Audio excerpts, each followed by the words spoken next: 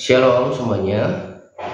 Di awal dari sharing saya kali ini, saya mau ingatkan setiap kita yang menyaksikan video ini supaya juga menyaksikan rekomendasi video yang saya bagikan pada kolom deskripsi video ini ya.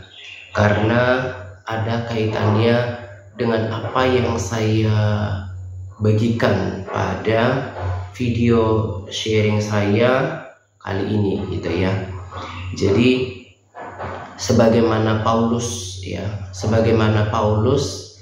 merindukan orang-orang yang dilayaninya ya mengalami kepenuhan Roh Kudus ya, mereka berbahasa roh. Demikian juga saya sangat merindukan setiap orang yang saya layani di media sosial maupun di tempat ini gitu ya, di tempat saya berada. Saya merindukan, mengharapkan setiap orang yang saya layani mengalami kepenuhan Roh Kudus. Karena saya punya pemahaman sama seperti Paulus gitu ya. Tempoh hari kan saya sudah bagikan bahwa Paulus berkata bahwa dia banyak sekali berbahasa roh. Gak mungkin Paulus melakukan hal-hal yang gak penting di dalam hidupnya. Justru karena dia saksikan bahwa berbahasa roh itu dapat membangun kerohaniannya, membuat dia kuat, maka dia menginginkan setiap orang yang dilayaninya juga kuat di dalam Tuhan, menyala-nyala rohnya, dan salah satunya adalah dengan berbahasa roh. Saya pun seperti itu ya. Kemarin kan saya bilang bahwa Paulus mengatakan kepada orang-orang yang dilayaninya supaya mereka mengalami kepenuhan Roh Kudus, itu adalah supaya mereka itu kuat di dalam Tuhan ya. Paulus menuliskan di dalam firman Tuhan bahwa dia banyak kali berbahasa roh, bahkan dia juga banyak kali berpuasa ya.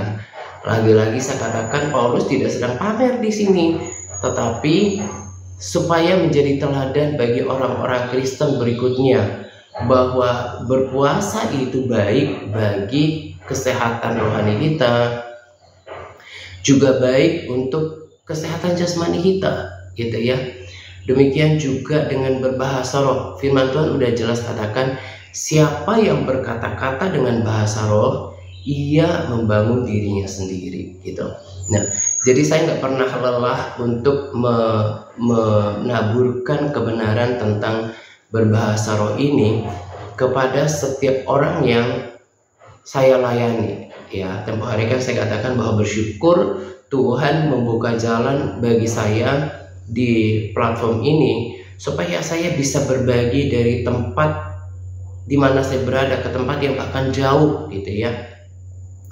Bagi mereka yang memang punya hati yang sama dengan saya, pastinya akan mengikuti sharing yang saya bagikan sekalipun cuma sederhana gitu ya. Nah, ada satu pemahaman yang sedikit konyol sih sebetulnya, tapi ini fakta gitu ya. Jadi kalau judulnya yang bikin penasaran sama seperti konten-konten di luar sana gitu ya, maka akan kecenderungan orang untuk menyaksikannya gitu ya. Makanya saya buatkan judul-judul yang sedikit buat penasaran di dalam video saya, tetapi lagi-lagi saya katakan saya nggak cari klik gitu ya. Saya tidak cari jumlah klik, tapi paling tidak maksudnya dengan rasa penasaran orang sehingga dia punya kesempatan untuk mendengarkan konten, materi, pengajaran, kebenaran yang saya bagikan gitu ya. Karena berbagai cara mungkin saja Tuhan Roh Kudus berbagai cara bisa berkarya dalam kehidupan seseorang. Tadinya iseng-iseng, ternyata Roh Kudus jamah hatinya. Ternyata kebenaran itu tertabur di hatinya gitu kan. Itu kan menjadi keuntungan bagi kerajaan Allah dan juga menyebabkan sukacita di dalam hati saya. Ada banyak orang yang diberkati di luar sana gitu ya. Jadi saya buatkan judul, tapi tidak mesti dalam semua video ya, nggak tentu dalam semua video, hanya video-video tertentu gitu ya. Dan itu pun nggak menyimpang jauh daripada materi yang saya sampaikan gitu ya, supaya sebetulnya mereka mau mendengarkan kebenaran yang saya bagikan gitu ya. Jadi kalau perhatikan dari dulu kalau ada judul-judul yang kayaknya wow atau kayaknya mencuri perhatian gitu ya, itu pasti kliknya banyak. Tetapi justru di satu sisi itu kan kategori orang-orang Kristen yang hanya mau tahu doang. Tapi walaupun seperti itu, tadi kan saya bilang bahwa berharap sih Roh Kudus bisa berkarya di dalam diri orang itu, ada yang tertabur di dalam hatinya gitu ya. Tapi bagi saya punya sukacita tersendiri bagi mereka yang selalu nikmati sharing yang saya bagikan di dalam video, walaupun judulnya cuma biasa. Karena bagi saya itu, saya yakin paling tidak 80-90% saya punya keyakinan ya, mereka itu memang sungguh-sungguh menikmati kebenaran firman Tuhan, punya hati yang rindu untuk mendengarkan nasihat firman Tuhan gitu ya. Jadi punya kategori masing-masing, punya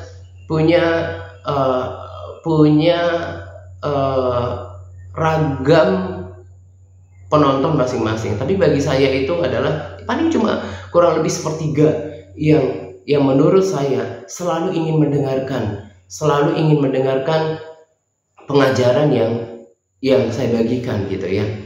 Itu sih betul-betul tergantung kondisi hati orang itu ya. Jadi kalau saya perhatikan juga anak-anak di tempat ini gitu ya. Jadi kalau saya tanya, masih terus jalan baca firman, masih terus doa gitu ya. Lalu yang anak yang sungguh-sungguh itu pasti merespons dengan percaya diri. Lalu kalau ketika saya berbagi tentang hal-hal rohani, itu kelihatan kok dari sorot matanya gitu ya. Dan lagi-lagi saya katakan bukan memegahkan diri gitu ya. Itu adalah salah satu gift yang Roh Kudus berikan kepada saya untuk bisa mengenali orang gitu ya. Itu kelihatan. Sederhananya kalau orang marah pasti sorot matanya itu marah. Nah, saya kalau bicara tentang perkara rohani, itu kelihatan kok dari matanya itu ya. Kalau kita bisa bicara tentang hobi atau tontonan, pasti respons yang tertarik itu berbeda, berbinar-binar, ada cahaya gitu ya. Kita bisa lihat dari sorot matanya. Tapi kalau dia nggak tertarik ya, maka saya bilang sama salah seorang anak, kayaknya nggak heran kalau saya tanya, kamu masih baca Alkitab nggak? Jarang, nggak doa. Itu karena tidak ada ketertarikan di dalam hatinya. Karena ketika saya bicara firman Tuhan pun pasti sorot matanya cuma kosong begitu. Dan itu tergantung kualitas hati orang. Ya demikian juga dengan orang-orang yang jarak jauh mendengarkan video saya, itu kelihatan siapa yang udah mengalami Tuhan, siapa yang mengalami kelahiran baru, siapa yang punya ketertarikan pada kebenaran. Itu tidak lebih banyak, karena firman tetap firman. Kalau firman Tuhan katakan bahwa bukan setiap orang yang berseru kepadaku Tuhan akan diselamatkan, lalu karena sesaklah pintu dan sempitlah jalan menuju kepada kehidupan, itu kan berarti, dan sedikit orang yang mendapatinya, itu kan berarti hanya orang Kristen yang bersungguh-sungguh yang ke sana, ya kan? Berarti jumlahnya mereka yang sungguh-sungguh pun di dalam Tuhan itu pasti lebih sedikit gitu. Dan itu tidak akan pernah mengurangi sukacita saya dalam berbagi. Cuma ya itu tadi saya bilang bahwa kadang saya sengaja untuk membuatkan judul-judul yang sedikit buat penasaran, berharap ketika mereka dengarkan itu, Roh Kudus mungkin bekerja dalam hati mereka. Akhirnya mereka mendengarkan pesan itu tertabur di dalam hati mereka. Tetapi pada umumnya hanya kurang lebih dari sepertiga yang selama ini setia mendengarkan firman, memperhatikan dengan sungguh-sungguh. Nah, itu tetap bertumbuh. Itu punya sukacita tersendiri di dalam hati saya. Jadi saksikan nanti video pengajaran tentang Roh Kudus, sekalipun ini bukan pertama kali gitu ya, yang saya bagikan pada kolom deskripsi, karena di dalam video sudah dijelaskan dengan sangat baik. Bahkan kalau kita nanti ikutin video-video seri lainnya, karena kan ibadah di gereja ini ada 5 kali setiap minggunya, itu akan melengkapi kita untuk semakin mengerti kebenaran firman Tuhan, gitu ya. Nah, jadi kita bersyukur dengan kemurahan Tuhan sebetulnya yang memberikan janji ini, gitu ya. Kepenuhan Roh Kudus membuat kita lebih peka, kalau saya ya, lebih peka terhadap hadirat Tuhan. Dan saya berkali-kali saya katakan, saya nggak bisa bayangkan kalau saya nggak bisa berkata-kata dalam bahasa roh, karena akan butuh effort yang lebih untuk saya membangun kerohanian. Ya kan, tool ini ya katakanlah seperti dalam tanda kutip tool untuk membangun kerohanian. Nah, kalau saya nggak bisa berkata-kata dengan bahasa roh, akan butuh effort yang lebih untuk saya tetap berapi-api. Dan saya sekarang tetap bisa berbagi di antara tantangan hidup, tantangan pelayanan. Itu saya percaya ada support daripada berbahasa roh ya. Lagi-lagi juga saya katakan bukan pamer gitu ya. Demikian juga dengan senior pastor dari gereja itu gitu ya. Pagi hari, tempoh hari saya katakan 45 menit ya. Beliau, saya salah ngomong, 40 menit berkata-kata dalam bahasa roh setiap kali bangun ya. Tapi di dalam video yang berbeda juga beliau berkata bahwa sebetulnya kalau di total lebih daripada 40 menit. Saya pun seperti itu. Saya katakan ini bukan pamer, tapi menyaksikan benefit daripada berkata-kata dalam bahasa roh ya. Kalau beliau kan di tempat tidur sebelum ngapa-ngapain berbahasa roh. Setiap orang kan berbeda tergantung kondisi masing-masing. Kalau saya lebih suka sambil ngopi pahit gitu ya, tentunya nggak biarkan pikiran saya distract oleh smartphone atau yang lain. Fokus aja di samping kopi itu saya berkata-kata dengan bahasa roh. Saya pun sama. Kalau di total 1 hari itu sangat minimal saya berbahasa roh itu minimal 1 jam, minimal sesuai dengan standar firman Tuhan ya, berjaga-jaga dalam minimal 1 jam dalam sehari. Itu maksudnya di luar doa, akal budi, pujian, penyembahan gitu ya. Rata-rata itu 2 jam. Dan tidak sukar bagi saya untuk berbahasa roh 3-4 jam dalam sehari. Itu memberikan sumbangsi untuk roh saya tetap menyala-nyala di tengah tantangan hidup yang semakin berat loh. Ya, semakin berat, atmosfer yang semakin berat, dan tantangan pelayanan nggak mudah gitu ya. Makanya selalu sering Paulus menyampaikan menyampaikan pesan lewat suratnya kepada orang-orang terdekatnya supaya kuat di dalam Tuhan. Karena kuat di dalam Tuhan, makanya kekuatan itu bukan pada diri sendiri, tetapi kita berdoa, memuji, menyembah Tuhan, maka kekuatan dari tahta kasih karunia itu melimpah di dalam kehidupan kita gitu ya. Jadi saya juga rindukan, nggak tahu entah lewat video ini kan, tiap hari juga di waktu-waktu yang lalu saya sudah bagikan video tentang bahasa roh gitu ya. Itu lagi-lagi saya katakan bukan karena saya Pentakosta atau karismatik sekarang, enggak, tapi itu dalam firman Tuhan semua orang Kristen gitu ya. Itu kalau kita bisa mendapatkan itu, kita akan membuat kerohanian kita lebih bersemangat, lebih bergairah gitu. Jadi saksikan nanti video ini ya, bahkan video-video selanjutnya, karena saya juga sesuai dengan ketersediaan waktu, saya juga nanti akan menyaksikannya gitu ya. Saya rindu kita semua berbahasa roh gitu ya. Itu membuat saya itu selain kerohanian saya terbangun, membuat saya lebih lama berdoa, kemudian bisa mengungkapkan hal-hal yang rahasia, dan juga lebih peka terhadap hadirat Tuhan, juga mendengarkan suara Tuhan gitu ya. Nah, di sini itu tadi sebagai pengantar. Lalu yang kedua yang saya mau sampaikan adalah apa yang saya dapatkan dari persekutuan doa, dan itu align with, jadi sejalan dengan firman Tuhan. Jadi saya nggak mau ada-adain apa yang mau saya bagikan. Saya selalu berdoa sama Tuhan mulai dari awal pelayanan.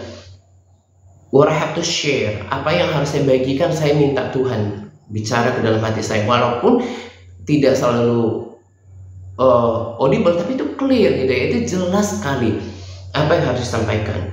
Dan sekalipun kadang-kadang bertentangan dengan perasaan saya gitu ya, tapi saya kan udah doa, udah minta Tuhan taruh di dalam hati saya apa yang harus dibagikan. Jadi saya mau taat, kan udah doakan berarti harus taat, tidak ikuti perasaan dan apalagi pertimbangan manusia. Jadi walaupun kelihatannya masih sama topiknya dengan topik sharing, materi sharing yang saya bagikan sebelumnya, tapi saya mau nurut gitu ya, dan ini tentunya tidak persis sama gitu ya. Mungkin ada bersifat peneguhan atau penguatan, tetapi ada sesuatu yang baru juga gitu. Jadi lagi-lagi salah satu porsi atau seperti segmen atau bagian daripada persekutuan saya dengan Tuhan adalah pasti ada namanya menyediakan waktu untuk Tuhan berbicara ya. Bagi saya itu kayaknya egois atau atau katakanlah nggak sopan, atau kayaknya hati saya tuh nggak enak ketika saya nggak memberikan satu ruang lagi kepada Tuhan untuk mendengarkan suaranya. Jadi ada waktu untuk berdiam diri, untuk mendengarkan suara Tuhan, ada waktu menyembah, bermazmur, bersyafaat. Ya, porsi ini saya nggak tinggalkan, terutama di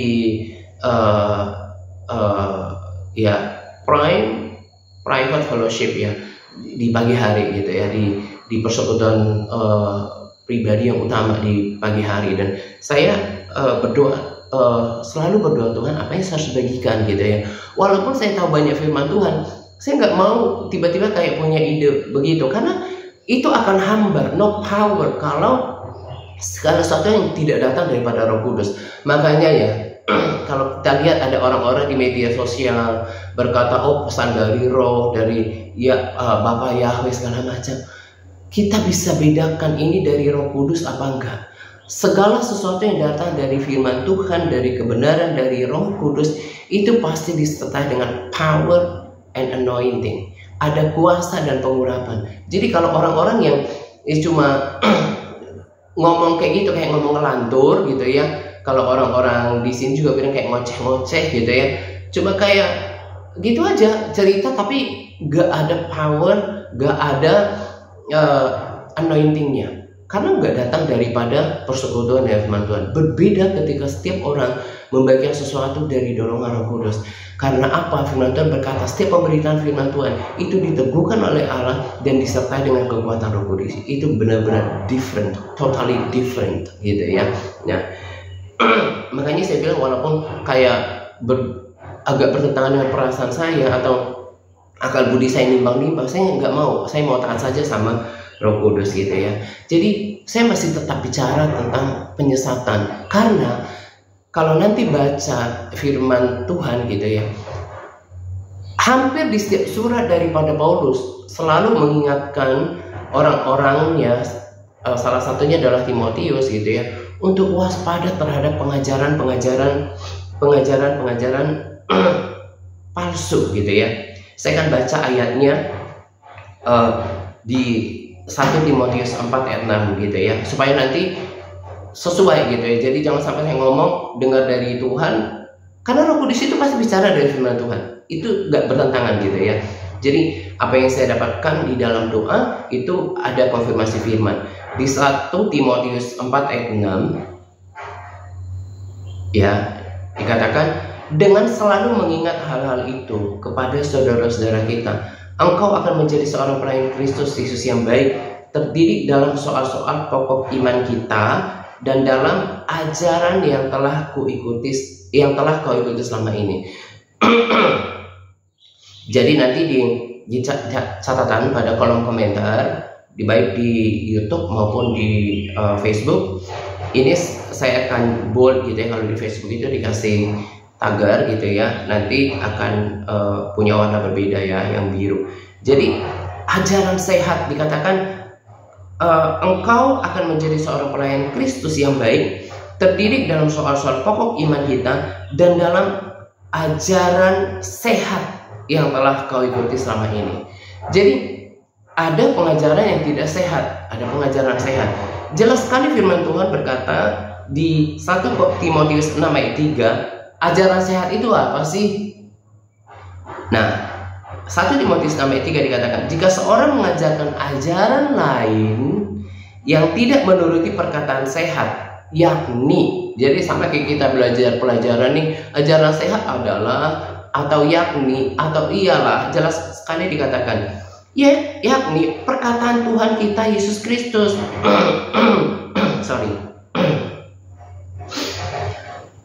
Dan tidak menuruti ajaran yang sesuai dengan ibadah kita.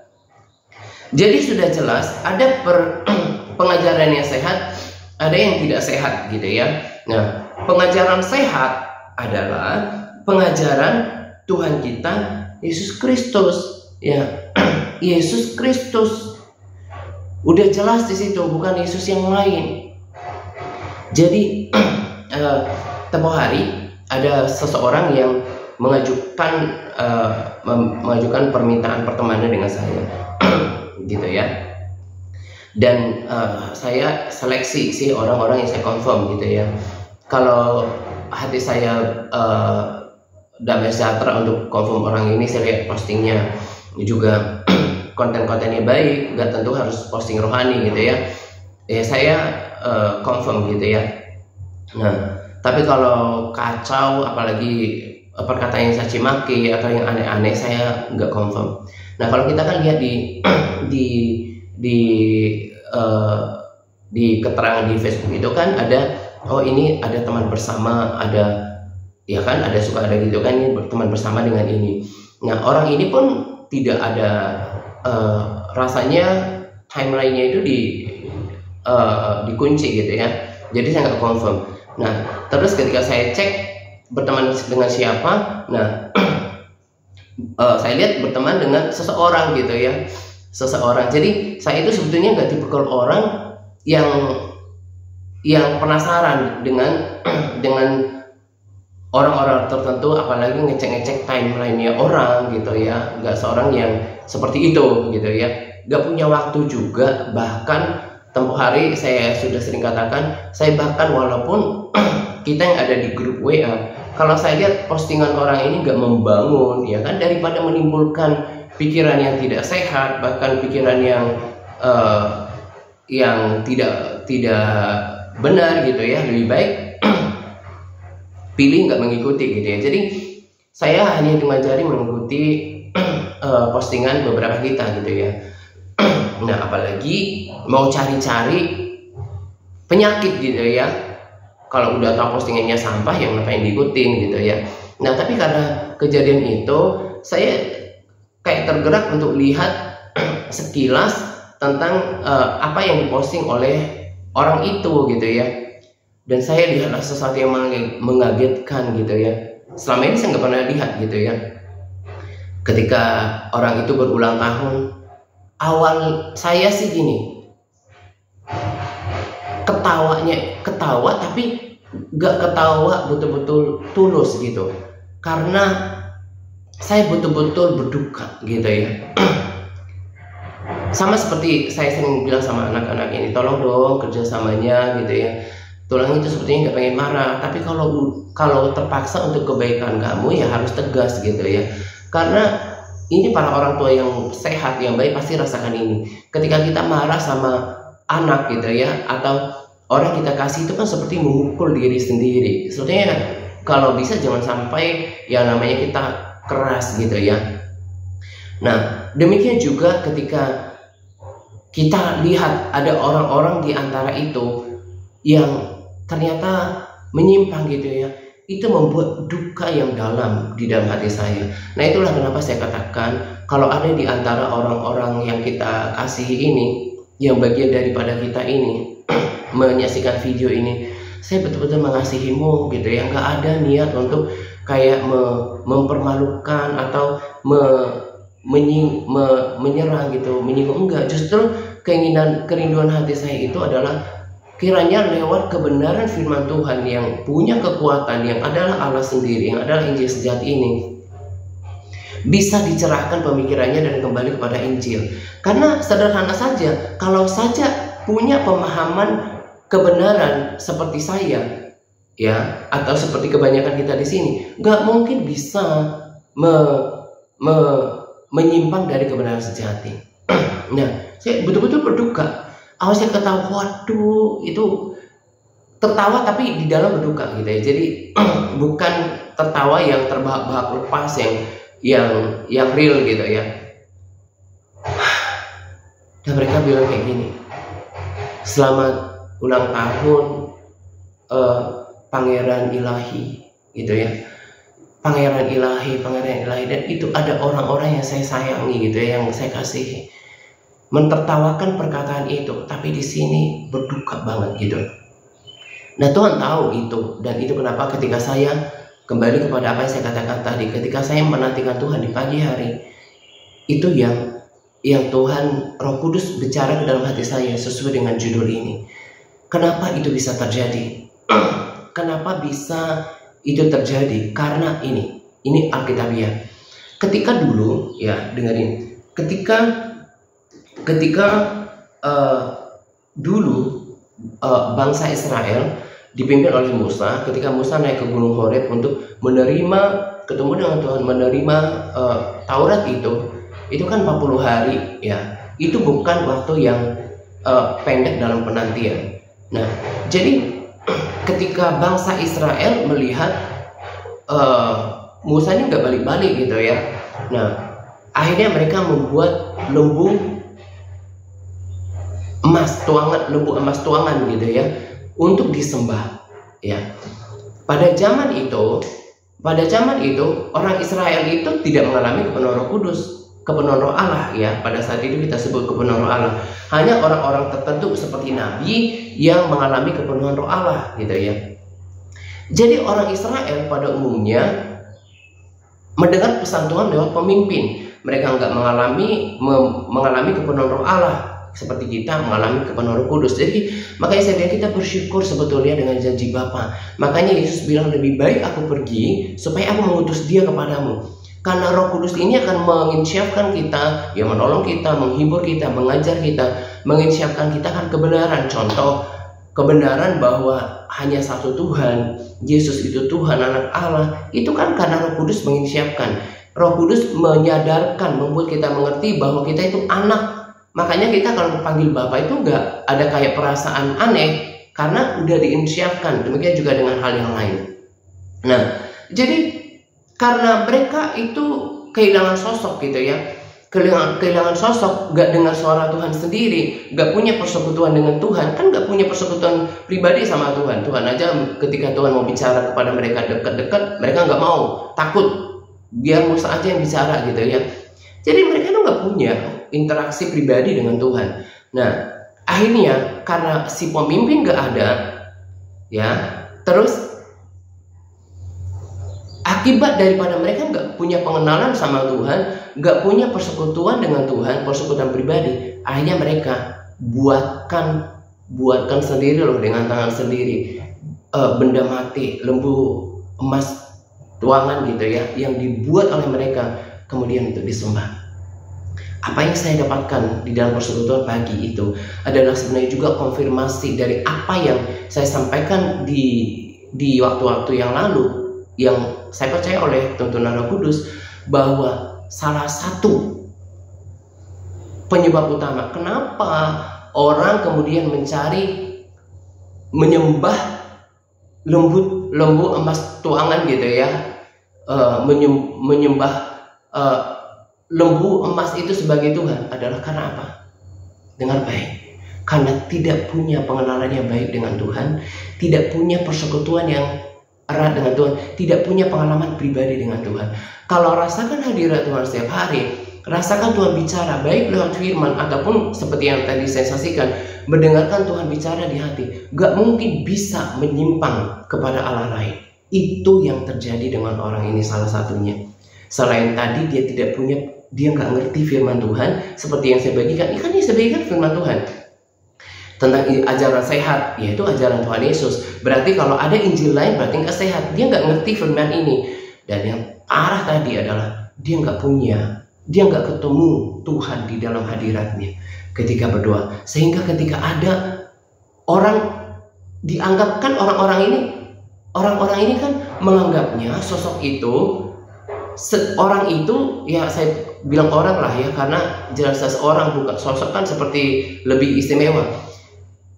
Menganggap orang itu adalah seperti dulu kejadian Yesus yang turun ke bumi, katanya jadi orang-orang dulu menolak dia, Yesus kan, jadi kayak disamain gitu ya, menolak dia. Nah demikian juga dengan kondisi orang ini, katanya ditolak gitu ya. Nah kegenapan tentang Yesus itu kan udah komplit. Dia lahir, dia menyelesaikan pelayanannya, dia menyelesaikan tugas dari Allah Bapa untuk penyalipan, penebusan dosa manusia. Dia terangkat ke surga, dan itulah yang kita nantikan dalam pengangkatan atau the second coming, ya kedatangan kedua. Nah kok ada tiruan lagi? Makanya saya bilang ini tiruan, Allah tiruan yang disembah oleh orang-orang yang tidak punya pengenalan yang baik, tidak punya persekutuan dengan Tuhan. Makanya saya bilang, kok bisa ya? Saya bingung gitu ya. Saya nggak bisa pikir kalau saya akan percaya yang kayak gini-gini, ya.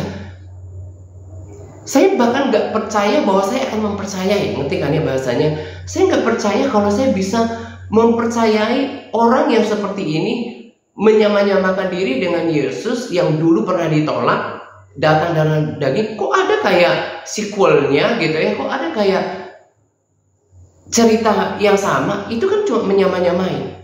Hati saya itu benar-benar berduka karena ketika saya tahu, saya lihat dari situ orang-orang yang saya sayangi, yang saya layani selama ini ternyata bisa gitu ya, bisa tersesatkan. Tapi kembali saya renungkan juga firman, oh gitu ya, memang inilah yang namanya. Dulu kita tadinya nggak terlalu kebayang bagaimana sih orang tersesat, karena kan apalagi di zaman akhir udah diingatkan dalam firman Tuhan, penyesatan lebih gencar ya. Seperti orang itu juga katanya oknum pendeta yang bilang bahwa ada jalan lain menuju keselamatan selain Yesus gitu ya. Kok bisa ya? Ya kita hanya bisa menyaksikan kegencaran penyesatan di akhir zaman. Kalau dulu atau saya kecil rasanya sudah lama ya, namanya saksi Yehova gitu ya. Jadi ketika saya tahu itu bukan sesuatu yang mencengangkan karena udah lama saya tidak tahu kebangkitan mereka. Tapi kebangkitan penyesatan kemudian ini betul-betul membuat saya begini, seperti kayak nggak ada aba-aba gitu ya. Tiba-tiba saja ada penyesatan lain. Kok katanya ada keselamatan di luar Yesus, ada juga yang di luar sana nggak percaya neraka gitu ya. Dan juga kok bisa? Saya nggak percaya orang seperti ini. Saya tidak mungkin menghina orang karena saya tahu firman. Kalau orang menghina ciptaan, yang menghina penciptanya enggak. Tapi maksudnya gini, kok bisa ya orang kayak gini tuh dianggap kayak disembah gitu loh. Selamat ulang tahun Pangeran Ilahi.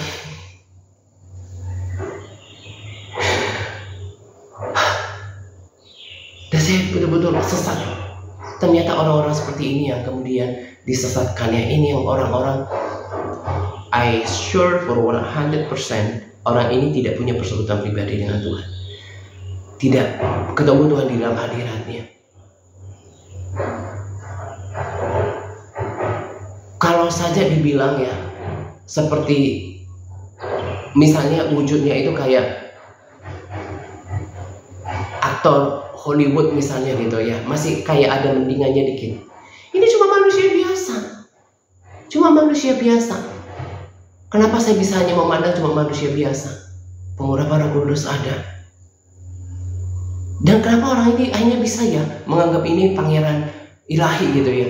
Dianggap sebagai sequelnya Yesus yang dulu pernah ditolak dan diwujudkan kayak orang itu? Kenapa? Jawabannya sederhana. Roh-roh penyesat telah merasuki pikiran mereka, sehingga mereka ketika memandang orang itu seperti wah. Itu roh-roh penyesat yang udah masuk di dalam hati mereka. Dan saya pun tahu, sama seperti tadi saya katakan, saya punya gift untuk bisa tahu ini udah sedalam mana. Dan saya, walaupun saya terus berdoa, tapi saya tahu bahwa ini akan tetap tersesat. Yang ini akan tetap tersesat. Makanya kan tempoh hari saya katakan, ini tidak khusus saya bagikan kepada orang-orang yang sudah tersesat, terlebih kepada mereka yang saya pribadi masih doakan gitu ya. Tapi juga untuk membekali orang-orang yang mungkin menyaksikan video ini, supaya mereka tidak tersesat dalam penyesatan yang ada. Karena udah jelas dikatakan tadi, kalau Injil ajaran sehat, kata Paulus, adalah ajaran di 1 Timotius 6 ayat 3, yakni perkataan Tuhan kita Yesus Kristus.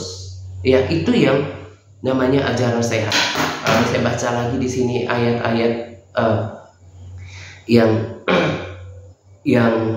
peringatan buat kita gitu ya. Dikatakan 1 Timotius 4 ayat 7, tetapi jauhilah tahayul dan dongeng nenek tua. Ya, itu kan kayak tahayul gitu ya, kayak dongeng-dongeng. Kok bisa ada lagi kayak sequelnya ketika dulu Yesus ditolak oleh miliknya sendiri Israel, terus kemudian ini kayak menyamakan diri kayak orang yang ditolak gitu ya. Ya jelas sudah ditolak kalau cuma manusia biasa gitu ya. Dan udah rampung karya Yesus, udah lahir, melakukan karya penebusan di kayu salib, dia udah terangkat. Kita hanya menantikan dia dalam pengangkatan dan the second coming. Berat rasanya mau ngomong ini, tapi harus bilang apa yang saya harus sampaikan gitu ya. 2 Timotius 4 ayat 3, karena akan datang waktunya orang tidak dapat lagi menerima ajaran sehat. Tadi kan saya udah jelaskan ajaran sehat, firman Tuhan sih, firman Tuhan udah jelaskan dan saya udah bacain. Ajaran sehat itu ajaran tentang Tuhan Yesus Kristus. Tidak lagi dapat menerima ajaran sehat, maksudnya itu tidak lagi akan ada di akhir zaman orang nggak bisa menerima ajaran sehat. Udah dikasih tahu pun Yesus itu udah mati di kayu salib, udah selesaikan penyelesaian tugas penebusan, dia udah terangkat ke surga, kita tinggal menantikan dia. Dikasih tahu nggak bisa diterima. Karena apa? Pikirannya udah ketutup. Dan kita udah bisa saksikan itu sekarang. Dan mereka akan mengumpulkan guru-guru menurut kehendaknya untuk memuaskan keinginan telinganya. Mereka akan memalingkan telinganya dari kebenaran. Sekalipun dia saksikan video ini, udah kasih tahu, itu gak sehat. Udah selesai karya penebusan Yesus, tapi apa? Dia dengar tapi cuma gak listen, just hear, bukan benar-benar memperhatikan ya. Dia tolak itu, dia memalingkan telinganya dan dari kebenaran dan membukanya bagi dongeng-dongeng. Dia lebih membuka telinga dan pikirannya untuk apa? Dongeng-dongeng tadi. Itu kan dongeng semuanya, gak dari firman Tuhan. 2 Timotius 1 ayat 13, peganglah segala sesuatunya yang telah engkau dengar daripadaku sebagai contoh ajaran yang sehat, dan lakukan itu dalam iman dan kasih dalam Kristus Yesus. Tetapi engkau beritakanlah apa yang sesuai dengan ajaran yang sehat. Ya, firman Tuhan ini sebenarnya udah jelasin kita kok semuanya. Jadi kalau yang tadi saya katakan, kalau saya saksikan itu, saya hanya bilang, oh ya, ini kegenapan dari firman. Penyesatan yang semakin gencar. Kok bisa percaya orang jadi kayak jelmaan Yesus, ya kayak disembah, so, happy birthday Pangeran Ilahi yang ada rohnya Alpha dan Omega. Come on. Makanya saya bilang itu sangat menyayat hati saya. Tapi ya saya harus menyaksikan itu, bahwa firman Tuhan itu adalah ya dan amin. Gak ada satupun yang gak digenapi. Ya, dan saya recap kembali, ya, saksikan dan hidupkan kebenaran Roh Kudus. dengarkan pengajaran itu sangat bermanfaat. Tuhan tidak mungkin menyuruhkan segala sesuatu yang gak bermanfaat. Itu betul-betul janji Bapa. Rindukan itu. Saya juga terus doakan supaya orang-orang yang selayani di sini mengalami kepenuhan Roh Kudus, karena itu sangat menolong. Saya kuat sekarang, itu pasti ada andil daripada speak in tongue, karena itu ada fire spirit membangkitkan semangat saya, stir my faith, ya, membangkitkan iman saya. Lalu kemudian ajaran yang sehat itu hanya dari firman Tuhan, ya. Ajaran sehat itu ajaran Tuhan Yesus. Itu tentang karya keselamatan. Kita hanya diselamatkan oleh kasih karunia lewat Dia saja. Kalau ada yang lain, itu ajaran lain, ajaran penyimpangan. Berharap sih masih banyak orang yang menerima kebenaran ini, walaupun firman memang udah nubuatkan orang akan menutup telinganya untuk kebenaran ajaran sehat yang benar, lalu membuka telinganya untuk dongeng-dongeng. Itu akan ada. Yang itu saya katakan yang membuat hati saya prihatin adalah ketika saya tahu, ketika saya lihat bahwa orang itu adalah orang yang saya kenal. Ya, waspada, baca firman sungguh-sungguh. Ya, makanya kan di waktu yang lalu saya katakan bahwa banyak berbahasa roh. Tapi kalau dilakukan dengan keterpaksaan, dia nggak dapat manfaat gitu ya. Tapi kalau dilakukan dengan niat, lakukan semuanya dengan sungguh-sungguh. Kata Paulus, lakukan semua dengan sungguh-sungguh. Semua yang dilakukan dengan sungguh-sungguh akan mendapatkan reward. Ya, kemarin ketika saya duduk-duduk aja, Roh Kudus sang pengajar membuat saya ngerti. Tahu nggak bahwa kesungguhan terhadap Tuhan itu nggak pernah sia-sia. Abraham dengan kesungguhannya, dengan percayanya kepada Tuhan, dia bahkan menjadi bapa segala bangsa. Reward yang nggak melebihi daripada ketaatannya, kesungguhannya. Daud sampai akhirnya Tuhan berjanji lewat keturunannya lah lahir juru selamat karena kesungguhannya. Kita tahu bagaimana dia pergumulannya dalam mengikut Tuhan. Demikian juga dengan Paulus. Paulus kan nggak pernah kebayang kalau surat-suratnya itu menjadi firman dan menjadi tuntunan orang Kristen sejati di seluruh dunia. Sampai kita kan bisa lihat ketika dia curhat gitu ya. Ada curhatannya dia. Ketika dia bilang, orang ini udah tinggalkan saya, udah berpaling. Jadi ada orang-orang yang dalam tanda kutip dimuridkan sama dia. Dia bukan tanda kutip ya karena kita pemuridan sih, jadi sama. Udah diajari sama dia, udah tadinya bertumbuh. Bacalah, ada yang berpaling, ada yang meninggalkan dia. Itu kan tadinya kan suratnya pada Timotius, surat pribadi, tapi dibaca oleh kita sekarang, tapi menjadi pelajaran gitu ya. Saya bisa feel ya ketika ada orang meninggalkan dia gitu ya. Karena kalau kita udah di dalam Tuhan kita mengasihi, tapi kan kita nggak boleh terkungkung dalam itu gitu ya. Memang itu sebuah fakta yang nggak bisa dicegah gitu ya. Dan menjadi